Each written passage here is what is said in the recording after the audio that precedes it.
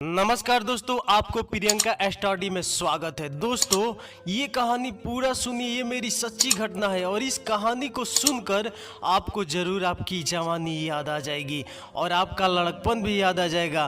तो चलिए शुरू करते हैं। मैं आपको विश्वास दिलाता हूँ कि आपको इस कहानी में बहुत मजा आएगा, तो पूरा अंत तक सुनिए। दोस्तों, बचपन और जवानी के बीच एक ऐसा समय होता है जिसे हम टीन एज कहते हैं और इस उम्र में हर लड़के के जीवन में एक ना एक ऐसा किस्सा होता है जिसे वो सिर्फ अपने अंदर ही रखता है, किसी से उस किस्से को शेयर करने से घबराता है।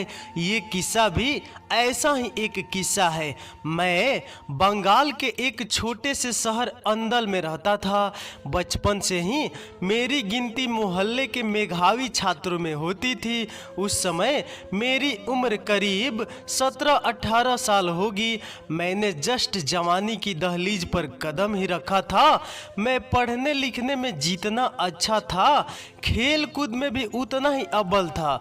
हर बार मोहल्ले के क्रिकेट टूर्नामेंट में हमारी टीम ही जीतती थी और मैं था मेरी टीम का कैप्टन। सब कुछ ठीक ठाक चल रहा था, लेकिन एक दिन जब मैं अपने क्रिकेट ग्राउंड में खेल रहा था, हमारी गेंद मैदान के पास रहने वाले मकान में चली जाती है। वो मकान पहले खाली था, अभी हाल फिलहाल ही कोई फैमिली आई है वहाँ रहने के लिए। चूंकि गेंद मेरी वजह से उनके घर में गई थी, इसलिए मुझे ही गेंद लेने जाना पड़ा। मैंने सोचा पता नहीं कैसी फैमिली होगी, अगर मेरी टीम के सामने ही मुझे डांट लग गई तो फिर मेरा तो कचरा हो जाएगा। इसलिए मैंने मकान के बरामदे की दीवार लांघ कर चुपचाप गेंद लाने की सोची और मैं चुपचाप बिना आवाज किए दीवार पर चढ़ गया। अचानक मेरी नजर मकान की खिड़की पर गई। मैंने देखा एक 30-32 साल की औरत सिर्फ टॉवल में बाथरूम से निकल रही थी। वो नज़ारा देख मैंने अपने जीवन में पहली बार अपने अंदर यौवन को महसूस किया था। मैं गेंद के बारे में भी भूल ही गया। अब मैं सिर्फ छुप छुप कर उस औरत को देखने लगा, लेकिन तभी मेरे एक दोस्त ने मुझे आवाज़ लगाई और आवाज़ सुनकर उस औरत की नज़र मुझ पर पड़ी। जैसे ही मेरी नज़र उनसे मिली, मेरा बैलेंस बिगड़ गया और एक जोरदार चीख से मैं सीधा नीचे आ गिरा। मेरे दोस्त और वो औरत मेरी चीख सुनकर मुझे देखने के लिए बरामदे में आए। वहाँ मैं औंधे मुंह लेटा पड़ा हुआ था।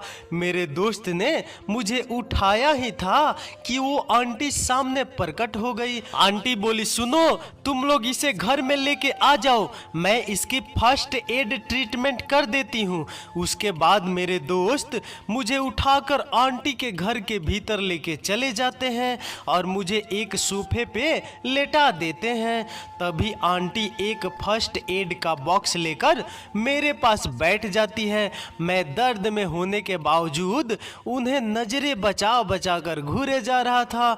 उनका गोल मटोल चेहरा, बड़ी बड़ी आंखें, लंबे गीले बाल, साड़ी के बीच से झांकती उनकी कमर, चेहरे पर हमेशा एक मुस्कान और उसके साथ ठोड़ी पे एक डिंपल। मैं उन्हें निहारते निहारते एक सपनों की दुनिया में खो गया था। अक्सर जैसे फिल्मों में होता है, जब हीरो हीरोइन को देखता है तो वे अपने सपनों में कभी पहाड़ों पे तो कभी समुंदर के ऊपर लहराती नाव पर गाने गाने लगता है। उन्हें निहारने के चक्कर में मेरा दर्द का एहसास ही नहीं हुआ। तभी मेरे दोस्त ने मेरे सर पे एक टपली बजाई और मेरे कान में बोला, अबे साले, घूरना बंद कर, आंटी असहज महसूस कर रही है। उसी के साथ मैं अपने ख्यालों की दुनिया से निकलकर वापस हकीकत के दुनिया में आ गया। मैंने देखा कि सचमुच आंटी थोड़ी सी असहज हो गई थी। मैं उस समय शर्म से लाल हो गया था, लेकिन मेरा दिल जोरों से धड़क रहा था और मेरा दिल मुझसे कह रहा था कि बेटा संजू, यही है तेरा पहला प्यार। उस दिन वो चोट मेरे पैर में नहीं बल्कि मेरे दिल में लगी थी। मैं ये तक भूल गया था कि वो पहले से शादीशुदा है और मुझसे उम्र में भी बड़ी है। अब तो रोज मैं स्कूल से आकर मैदान में चला जाता था और घंटों उनके घर के बाहर बैठा देखता रहता कि एक बार उन्हें देख लूं। कई दिनों की मशक्कत के बाद मालूम चला कि उनका नाम शालिनी गुप्ता है और उनके हस्बैंड का नाम विक्रम गुप्ता है, जो कि एयरलाइन एजेंसी में काम करते हैं और अक्सर घर से बाहर जाते रहते हैं और इसी वजह से उनका ट्रांसफर भी होता रहता है। अक्सर शालिनी घर में अकेली ही रहती थी। उनके सास ससुर अब इस दुनिया में नहीं है और ना ही उनका कोई औलाद थी। मैं जब भी शाम को मैदान में आता तो उन्हें छत पे अकेले टहलते देखा करता, कान में हेडफोन लगाए और गानों की धुनों को गुनगुनाते हुए। मुझे लगता था कि जैसे वो अपने अकेलेपन को उन गानों की मदद से भरने की कोशिश करती थी। कई बार तो उनकी नजरें मुझ पर भी पड़ती है और वो मुझे हाथ हिलाकर इशारा करती और इशारों में पूछती कि दर्द कैसा है। मैं भी इशारों में ही जवाब देता कि ठीक हूँ। उसके बाद उनके चेहरे पर एक हल्की सी मुस्कुराहट आ जाती थी। एक रोज वो मुझे सब्जी मार्केट में मिल गई। वो मछली ले रही थी और मैं जन्म से शाकाहारी हूँ और मुझे मांस मछली की गंध बिल्कुल बर्दाश्त नहीं होती है। फिर भी मैं उन्हें देखकर उनके पास मछली की दुकान पर चला गया। शालिनी बोली, तुम्हारा पैर कैसा है अभी? मैं हकलाते हुए बोला, ठीक है मिस्टर गुप्ता। मैं आंटी कहने जा रहा था लेकिन फिर मैंने मिसेज गुप्ता कह दिया। वो एक हल्की सी मुस्कुराहट के साथ बोली, लेकिन तुमने उस दिन अपना नाम नहीं बताया। मेरा नाम संजू है, मैंने बोला। तभी उनके पति वहां आ जाते हैं और मुझे देखकर पूछते हैं, और भाई कैसा है पैर तुम्हारा? शालिनी बोल रही थी कि तुम हमारे घर की दीवार से गिर गए थे। मैं उन्हें देखकर थोड़ा सा डर जाता हूँ और फिर दबे शब्दों में कहता हूँ, ठीक हूँ अंकल। उनके पति दिखने में काफ़ी हैंडसम थे, बॉडी वॉडी भी बनाई हुई थी। उन्हें देखकर मुझे काफ़ी जलन होने लगी थी, इसलिए मैं वहाँ से निकल गया। उस दिन मैंने सोचा कि शालिनी तो नॉन वेजिटेरियन है और मैं शाकाहारी, इसलिए मैं बाजार से वापस आते हुए एक होटल में रुक गया और वहाँ से एक फिश फ्राई ले लिया और सोचा कि एक बार अपने बेडरूम में जाकर इसे ट्राई करूंगा। मैं नहीं चाहता था कि शालिनी मेरी वजह से अपने खान पान में कोई समझौता करे। बाजार की बाकी सामान को किचन में रख मैं अपने कमरे में पहुंच गया और फ्रीज फ्राई वाली थैली निकाल ली, लेकिन उसको देखकर मेरा मन बैठ जा रहा था। मैंने अपनी नाक बंद कर और दिल मजबूत करके एक टुकड़ा काट कर जैसे ही उसे अपने मुंह में रखा, उसी के साथ ही मुझे उबकाई आने लगी और मैं बची हुई मछली लेकर बाथरूम में भागा और उसके बाद तो उल्टी कर कर के मेरी हालत पतली हो गई। उस दिन मैंने समझा कि इसलिए लोग कहते हैं कि प्यार की डगर मुश्किलों से भरा होता है। एक दिन यूं ही मैं उनके दरवाजे पर जा पहुंचा और देखता हूं कि वो अपने घर के बरामदे पर बैठी रो रही है।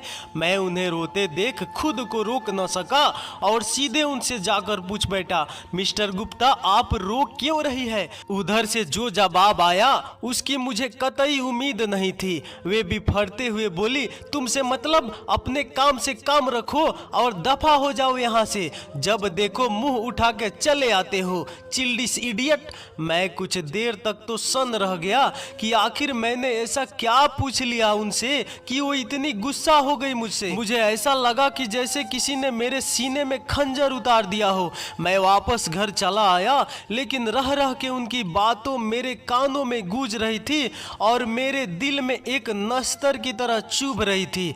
उस दिन दिन के बाद से मैंने मैदान में जाना छोड़ दिया, यहाँ तक कि अपने दोस्तों से मिलना जुलना और क्रिकेट भी खेलना छोड़ दिया। हमेशा अपने कमरे की खिड़की पे बैठा शालिनी के उस बर्ताव को सोच सोच कर दुखी होता रहता। मेरी पढ़ाई भी बर्बाद हो रही थी क्योंकि मुझे अब पढ़ाई में मन ही नहीं लगता था। मेरी तो जैसे पूरी दुनिया ही उजड़ गई थी।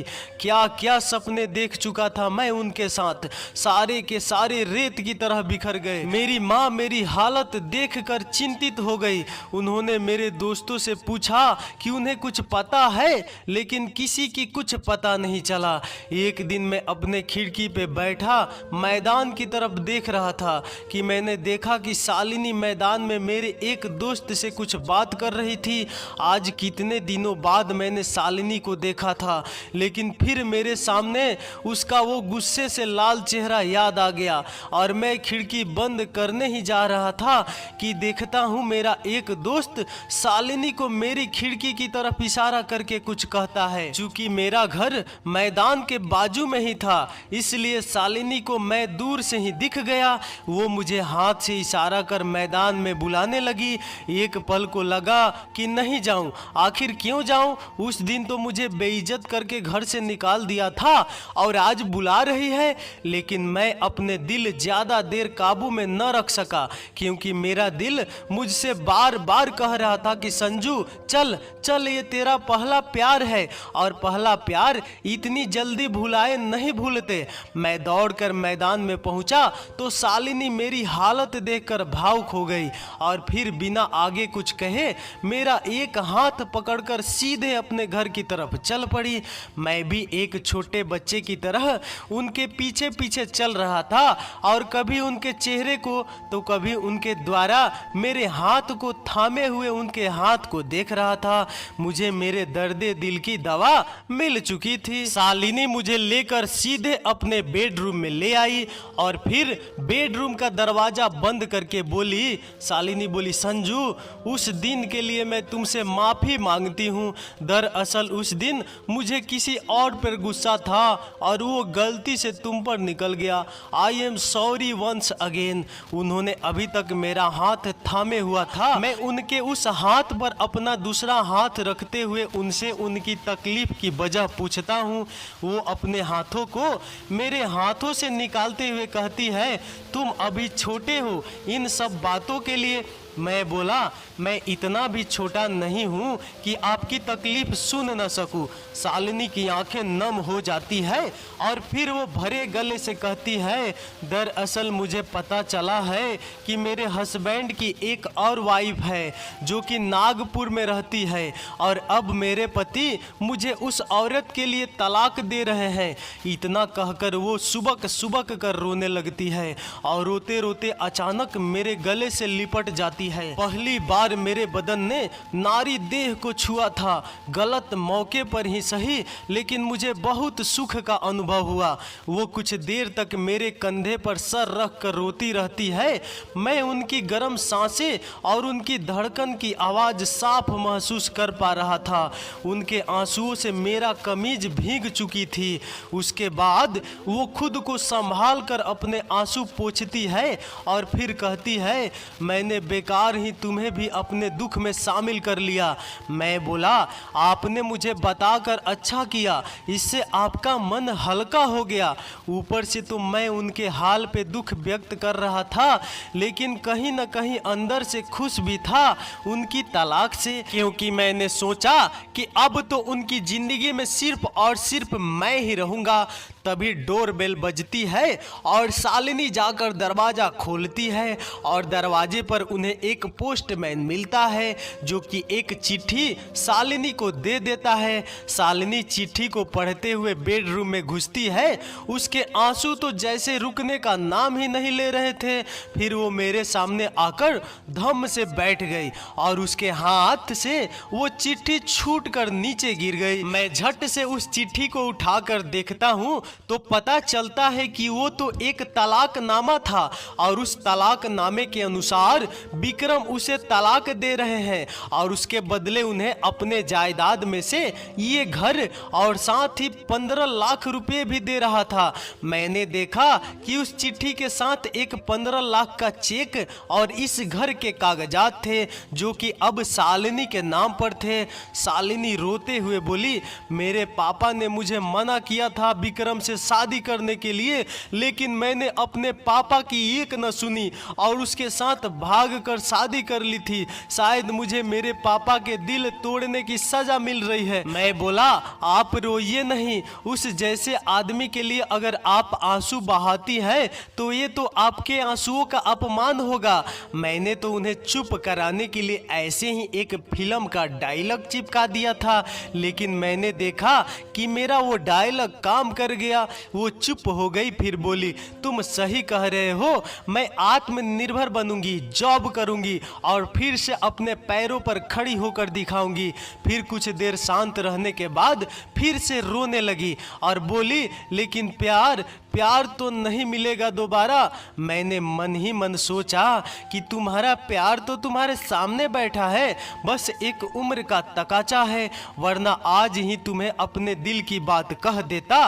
खैर कोई नहीं, एक न एक दिन तो मैं अपने दिल की बात तुम्हें बता कर ही रहूंगा। उस दिन के बाद से मुझे शालिनी के घर जाने के लिए किसी बहाने की जरूरत नहीं पड़ती थी।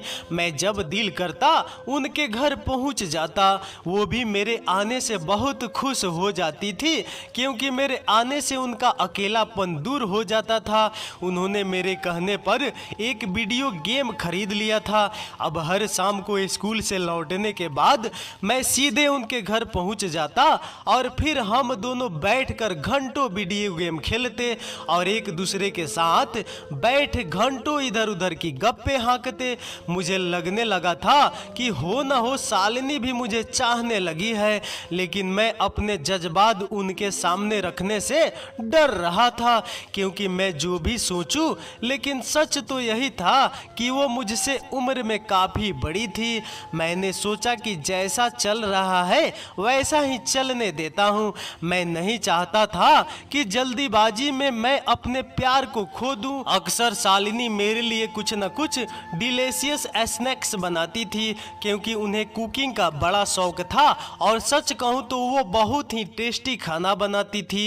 एक दिन उन्होंने मेरे लिए चिकन पकौड़ा बना दिया, क्योंकि उन्हें चिकन पकौड़ा बहुत पसंद था, लेकिन उन्हें ये नहीं पता था कि मैं एक शुद्ध शाकाहारी बंदा हूँ जिसने आज तक अंडे तक को हाथ नहीं लगाया था।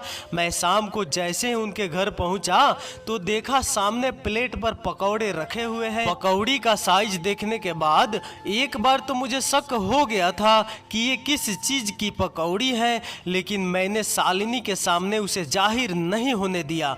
हम दोनों सोफे पर बैठ गए और वे बड़े मजे के साथ पकौड़े सॉस के साथ खा रही थी और गेम खेल रही थी। लेकिन उस रोज की उल्टी के बाद मेरी हिम्मत नहीं हो रही थी कि मैं इस पकौड़े को एक भी बाइट लूं। तभी शालिनी ने कहा, क्या हुआ, पकौड़े अच्छे नहीं बने हैं? क्योंकि तुमने अभी तक एक भी नहीं खाया है, जल्दी से खा लो वरना तो मैं सारा चट कर जाऊंगी, क्योंकि मुझे चिकन पकौड़े बहुत पसंद है। मैं नौ खाने के बहाने बनाते हुए बोला, तो ठीक है आप ही सारा खा लो, आपका तो ये इतना पसंद है, मैं किसी और दिन खा लूंगा। शालिनी बोली, अरे मैं तो यूं ही कह रही थी, मैं इतने सारे अकेले थोड़ी न खा पाऊंगी। तभी उसने एक पकौड़े को उठाकर मेरे मुंह में डाल दिया और हंसते हुए बोली, मेरे हाथ से एक खा लो, बाकी का खुद खा लेना। उनके हाथ से खाने की खुशी में ये लगा ही नहीं कि मैं चिकन पकौड़ा खा रहा हूँ, लेकिन कुछ ही क्षण बाद जब मेरे दांत से एक नुकीली चीज टकराई और मैंने उसे अपने हाथ से उसे निकाल कर देखा तो वो एक हड्डी का टुकड़ा था। उसके बाद मैंने खून के घूंट और अपनी उबकाइयों को संभालते हुए किसी तरह से मुंह में रखा वो पीस खत्म किया। उसके बाद मैंने शालिनी से कहा कि मुझे बाथरूम जाना है। बाथरूम जाने के बाद मैंने फल्स ऑन कर दिया जिससे कि मेरी उल्टी की आवाज बाहर ना जा सके। 10 मिनट बाद मैं बाथरूम से निकला और एक बनावटी हंसी हंसते हुए कहा कि मुझे अपना होमवर्क खत्म करना है तो मैं कल आपसे मिलता हूँ। शालिनी को मेरा व्यवहार अजीब लगा, लेकिन फिर भी वो कुछ नहीं बोली और मुझे हाथ में 2 पकौड़े देते हुए कहा ठीक है, ये दोनों घर जाते हुए खा लेना। मैंने हाँ में सर हिलाया और अपने घर की ओर मुड़ चला और फिर आजू बाजू देखकर वो दोनों पकौड़े मैदान के एक कोने में फेंक दिए। मैं घर पहुंचकर सीधे बाथरूम में घुस गया और आधे घंटे तक ब्रश करने के बाद ही निकला और फिर मैंने माँ से कहा कि आज मुझे भूख नहीं है और मैं आज सिर्फ दूध ही पीऊंगा, क्योंकि उस पकौड़े ने मेरा पूरा मुंह का स्वाद ही खराब कर दिया था। मैंने सुना था कि प्यार का स्वाद बड़ा खट्टा मीठा होता है, लेकिन मुझे नहीं पता था कि मेरे केस में ये इतना कड़वा हो जाएगा। लेकिन जो भी हो, शालिनी के हाथ से खाते वक्त एक पल के लिए वो कड़वा स्वाद भी मीठा हो गया था। शालिनी की तलाक हुए आज पूरे 6 महीने बीत चुके थे और उन्होंने अपने जिंदगी के खालीपन को दूर करने के लिए पास के एक कंपनी में रिसेप्शन लिस्ट का काम शुरू कर दिया था। लेकिन उसमें भी मेरा एक फायदा हो गया था, क्योंकि उनका ऑफिस मेरे स्कूल से कुछ मिनटों की ही दूरी पर था, जिसकी वजह से हम दोनों साथ ही घर से निकलते और वापसी के समय भी साथ ही आते। अगर मुझे लेट हो जाता तो वो मेरे स्कूल के गेट के पास आ जाती और अगर उनको ऑफिस में लेट हो जाए तो मैं उनके ऑफिस के बाहर उनका इंतजार करता रहता था। हम दोनों में एक बहुत ही गहरा रिश्ता बन गया था, लेकिन हम दोनों को ये नहीं मालूम था कि आखिर हम किस रिश्ते से एक दूसरे से इतने जुड़े हुए हैं। एक रोज मैं स्कूल से छुट्टी के बाद शालिनी के ऑफिस के बाहर उनका इंतजार कर रहा था कि मैंने देखा शालिनी ऑफिस से निकल रही है और साथ ही उनके साथ एक आदमी भी था जो दिखने में काफी हैंडसम लग रहा था। मैंने देखा कि शालिनी उससे बहुत ही हंस हंस के बातें करते हुए आ रही थी। मैं उन्हें एक साथ हंसते देख जल भून कर राख हो गया था, लेकिन मैंने शालिनी और उस आदमी के सामने अपनी ईर्ष्या को जाहिर नहीं होने दिया। वो लोग गेट के पास पहुंचे और जब उस आदमी की नजर मुझ पर गई तो उसने शालिनी से पूछा, ये कौन है, तुम्हारा भतीजा है क्या? शालिनी बोली, नहीं, ये तो मेरे पड़ोस में रहता है, बहुत ही अच्छा लड़का है, मेरा बहुत ख्याल रखता है। भतीजा शब्द सुनकर मेरा खून खौल उठा। मन तो किया कि बोल दूं, भतीजा होगा तेरा बाप, लंबू साला, लेकिन चेहरे पर झूठी हंसी रखते हुए मैंने शालिनी का हाथ पकड़कर उसे घर की तरफ चलने के लिए खींचा। शालिनी मेरे हाथ के खींचने से थोड़ी सी असहज हो गई थी, क्योंकि उस आदमी की नजर मेरे हाथों पर थी। उसके बाद शालिनी ने उस आदमी को अलविदा कहा और मेरे साथ घर की तरफ चल पड़ी। रास्ते में उसने मुझसे कहा, संजू, तुमने मेरा हाथ उस समय क्यों खींचा था पता है? वरुण को ये कितना खराब लगा होगा। अच्छा, तो उस लंबू का नाम वरुण है? मैंने मन ही मन सोचा। लेकिन आप भी तो उसके साथ बात करने में इतनी मशगूल हो गई थी कि मेरे बारे में भूल ही गई थी। स्कूल खत्म हुए आधा घंटा हो गया था और मैं आधे घंटे से आपका इंतजार कर रहा था बिना कुछ खाए पिए। मैं शालिनी से रूठते हुए बोला। शालिनी बोली, अच्छा बाबा, सॉरी, मुझसे गलती हो गई, आइंदा से इस बात का ख्याल रखूंगी। मैं बोला, ये वरुण कौन है? पहले तो इन्हें आपके साथ नहीं देखा। मैंने शालिनी से बातों बातों में पूछा। शालिनी बोली, इनको अभी 1 हफ्ते ही हुए हैं कंपनी ज्वाइन किए, बहुत ही अच्छे आदमी हैं। मैं बोला, शादी हो गई है उनकी? मैं अपने मन में उठ रहे शंका को शांत करने के लिए पूछा। शालिनी मेरे इस सवाल सुनकर मेरी तरफ घूर कर देखा और कहा, क्यों, तुमको उससे क्या मतलब? वो शादीशुदा है या नहीं? मैं झेपते हुए, अरे नहीं, मैं तो यूं ही पूछ रहा था। उसके बाद हम दोनों चुपचाप सड़क पर चल रहे थे और दोनों एक दूसरे से इस बारे में और बात करने से बच रहे थे। शालिनी का घर आ गया और वो चली गई, लेकिन मैं घर नहीं गया।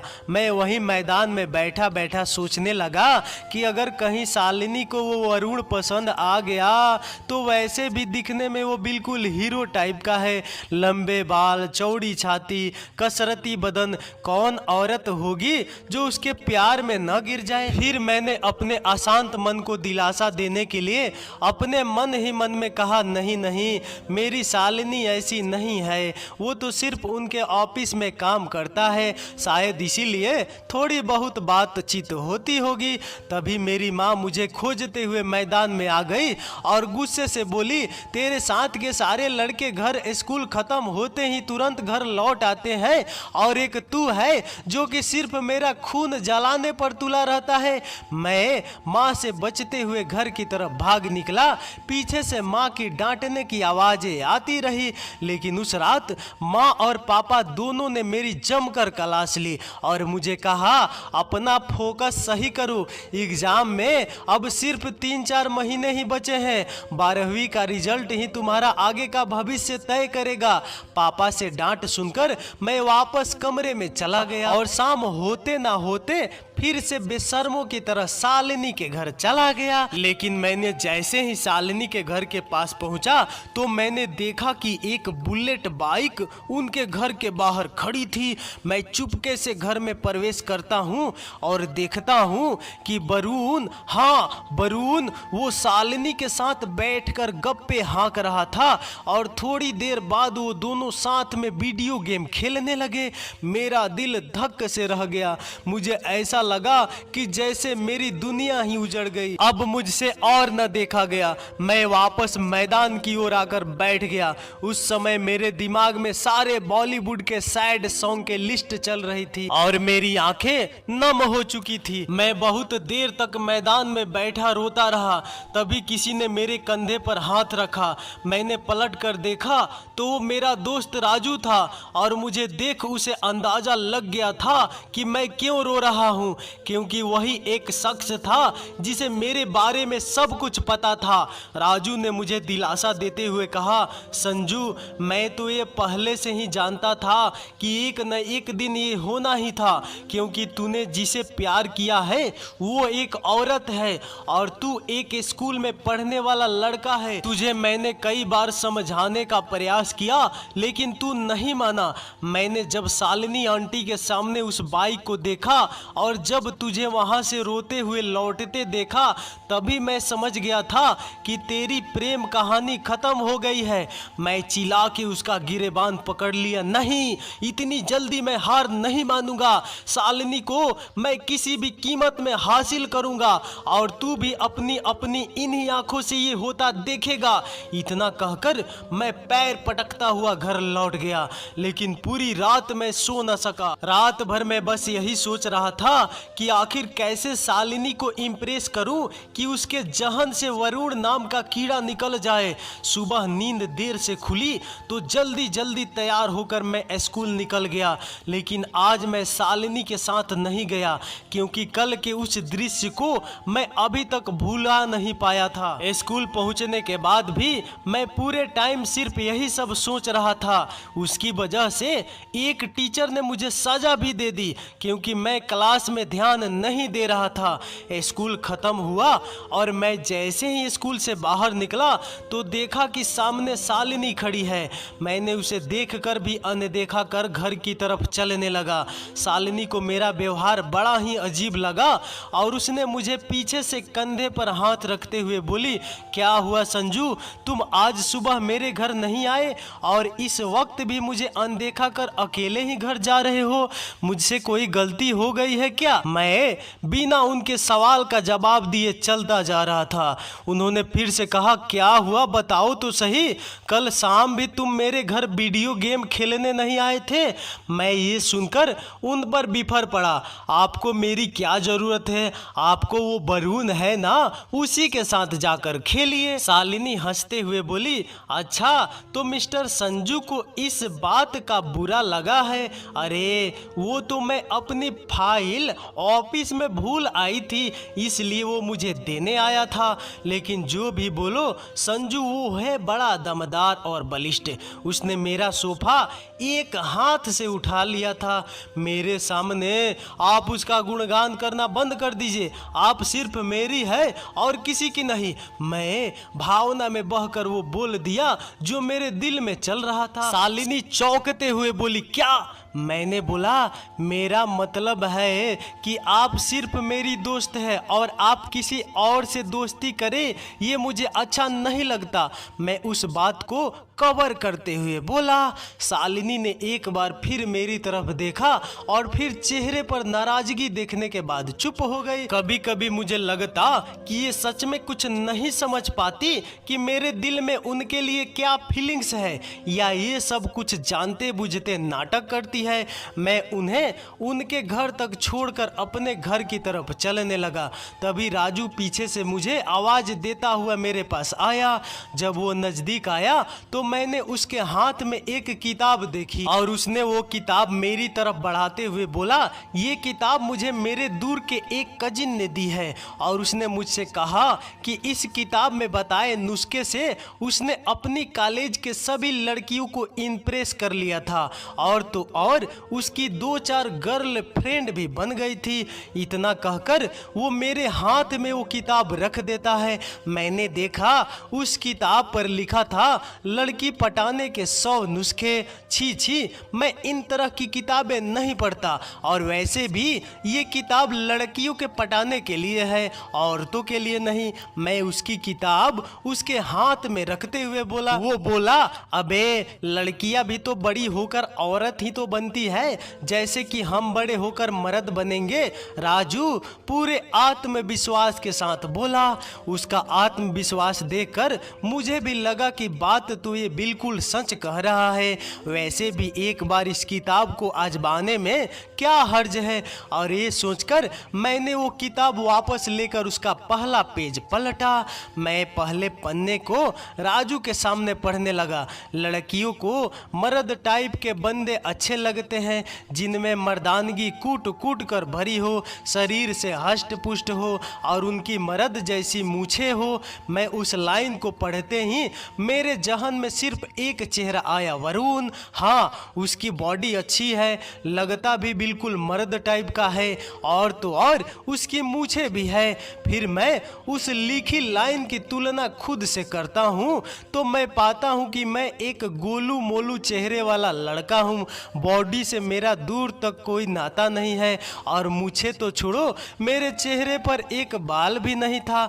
मैंने गुस्से में वो किताब राजू के सर पर दे मारी और कहा, साले मैं वैसे ही कम डाउट में था जो तूने और डाउट में डाल दिया मुझे। ले जा अपनी किताब, मुझे नहीं चाहिए तेरे ये नुस्खे उसके। लेकिन मन ही मन मैं ये सोच रहा था कि आखिर कैसे बनूंगा मैं एक मूछों वाला मर्द। उस दिन के बाद से वरुण का शालिनी के घर आना जाना बढ़ गया था और मैं खुद को ठगा सा महसूस कर रहा था।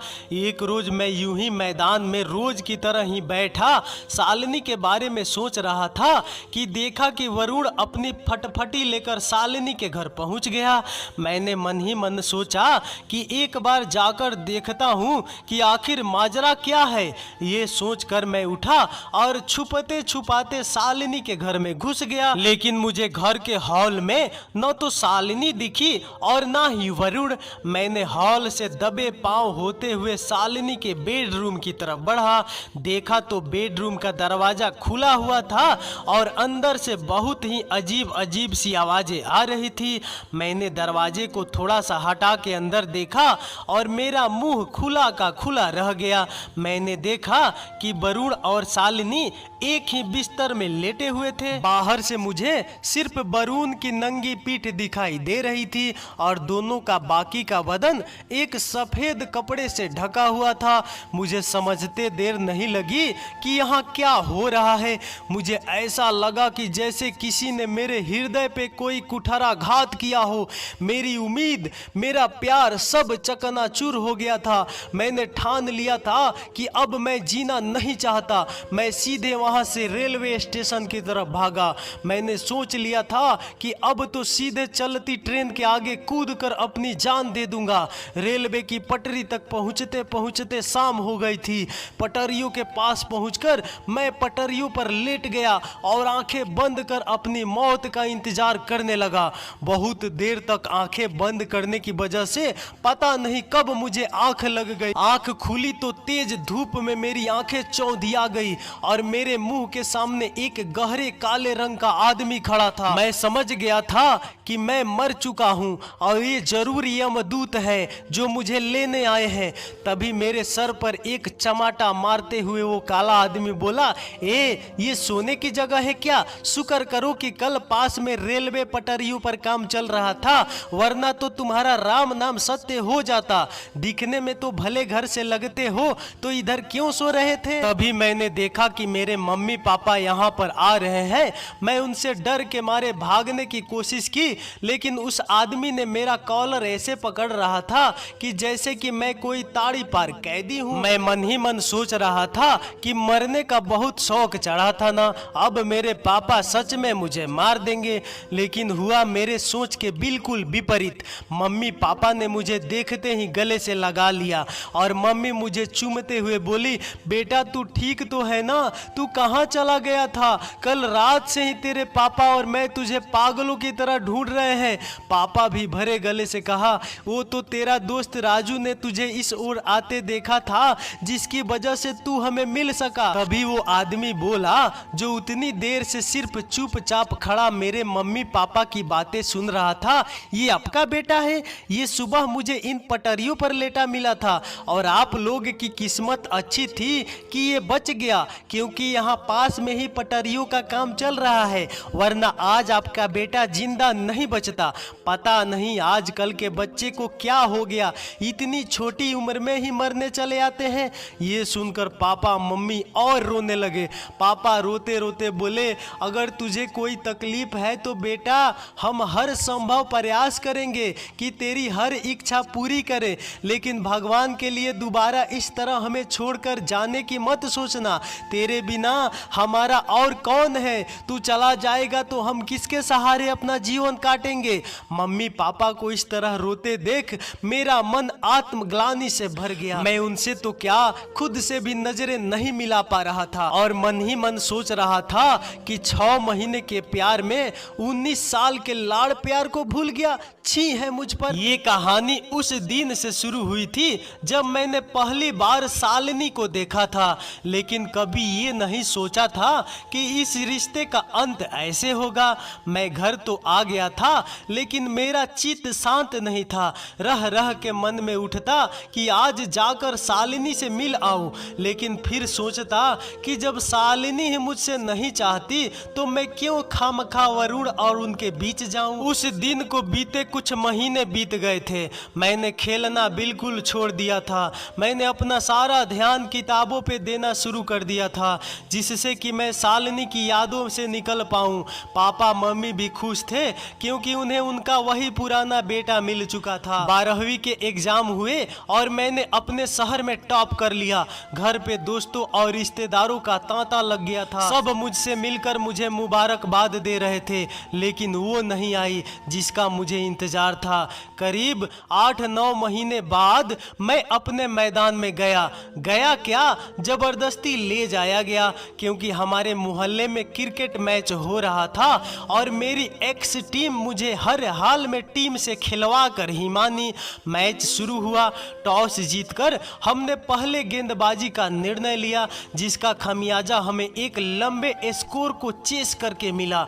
विरोधी टीम ने हमारे गेंदबाजों को कुत्ते की तरह धोया था और 20 ओवर में हमें 245 रन का टारगेट दे दिया। मैं मैच के दौरान बार बार शालिनी के घर की तरफ देख रहा था, लेकिन न तो शालिनी और ना ही वरुण नजर आ रहे थे। तभी मेरी टीम के करेंट कप्तान ने मुझे ओपनिंग करने को कहा और मैंने भी उनके इस निर्णय को सही साबित करते हुए एक लंबी पारी खेली और अपनी टीम को जीत के नजदीक ले आया। अब 6 गेंदों में 15 रनों की जरूरत थी। बस मैं रनर की साइड पे था और सामने वाला बल्लेबाज एक बॉल डॉट चौट खाकर दूसरी गेंद एक रन लेकर मुझे बैटिंग का मौका देता है। मैंने गेंदबाज की तीसरी गेंद पर आगे बढ़कर एक छक्का जड़ दिया जो कि सीधे शालिनी के घर में जाकर गिरा। फील्डिंग के टीम वाले शालिनी के घर जब बॉल लेने गए तो किसी ने उन्हें डांट कर भगा दिया। तभी मेरी टीम में से मेरा एक दोस्त बोला, संजू तू चला जाना, तेरी तो शालिनी आंटी से अच्छी जान पहचान है। मन तो मेरा भी कर रहा था जाने का, लेकिन मेरा आत्मसम्मान मुझे वहां जाने की इजाजत नहीं दे रहा था।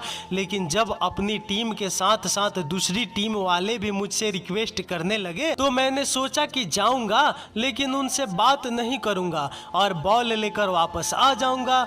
मैं जैसे ही उनके घर में घुसा, मैंने देखा कि उनके घर से कोई दूसरी औरत निकल रही थी और वो मुझे भी डांट कर भगा दी और बोली कि दोबारा अगर तुम्हारी गेंद इस घर में आई तो मैं सीधे म्यूनिसिपल कॉर्पोरेशन में जाकर तुम लोगों की शिकायत कर दूंगी। मैं हैरान परेशान उनके घर के बाहर खड़ा रहा। तभी किसी ने पीछे से मेरे कंधे पर हाथ रखा। मैंने मुड़कर देखा तो वो राजू था। वो मुझे एक साइड लेकर चला गया और मुझसे बोला, आज मैं जो तुम्हें बताने वाला हूँ उससे तू गुस्सा तो होगा ही और शायद फिर कभी मुझसे बात न करे, लेकिन आज तुझे ये सच बताकर मैं अपने दिल से ये बोझ उतारना चाहता हूँ। मैं राजू की बात सुनकर और टेंशन में आ गया और बोला, बात को गोल गोल मत घुमा, जो बोलना है बोल, वैसे भी अब तक मैं सब कुछ देख और समझ चुका हूँ। राजू बोला, तूने शालिनी का सिर्फ एक पहलू देखा है, दूसरा पहलू आज मैं तुझे बताता हूँ, तू सुन। शालिनी एक चालू औरत थी जिसे तेरे मेरे और वरुण जैसे कितने लड़कों और आदमियों को अपना शिकार बना चुकी है। मैं चौंकते हुए बोला, तुझे भी? हाँ भाई, तुझे शायद पता नहीं कि जब तू उनके घर जाना छोड़ दिया था तो एक दिन उन्होंने मुझे मैदान में खेलते देख अपने छत से बुलाया। घर जाने पर उन्होंने मुझसे कहा, आज से तुम संजू की जगह मेरे घर में आ जाया करना, हम दोनों एक साथ खेलेंगे और समय बिताएंगे। उस समय तो मैं बहुत खुश हुआ, लेकिन एक दिन मैं जब उनके घर पहुंचा तो देखा कि वरुण उनसे मिलने आया हुआ था और उसके हाथ में एक बैग था जिसमें मैंने देखा कि सिर्फ 500 के नोट भरे हुए थे। मुझे कुछ समझ में नहीं आ रहा था। मैं बाहर खड़ा वरुण के जाने का इंतजार करने लगा और उसके जाने के बाद चुपचाप कमरे में दाखिल हुआ, लेकिन सामने का दृश्य रोंगटे खड़े कर देने वाले था। सामने शालिनी नोटों के बंडल को अपने ऊपर उड़ा रही थी और एक पागल की तरह हंस रही थी और बड़बड़ा रही थी कि एक और मुर्गा फंस गया मेरे चंगुल में, हा हा हा। उसके एक हफ्ते बाद ही मुझे पता चला कि उसने वरुण को बेवकूफ बनाकर उससे बहुत सारे पैसे लिए हैं और उसने अपना ये घर भी किसी और को बेचकर कहीं चली गई है।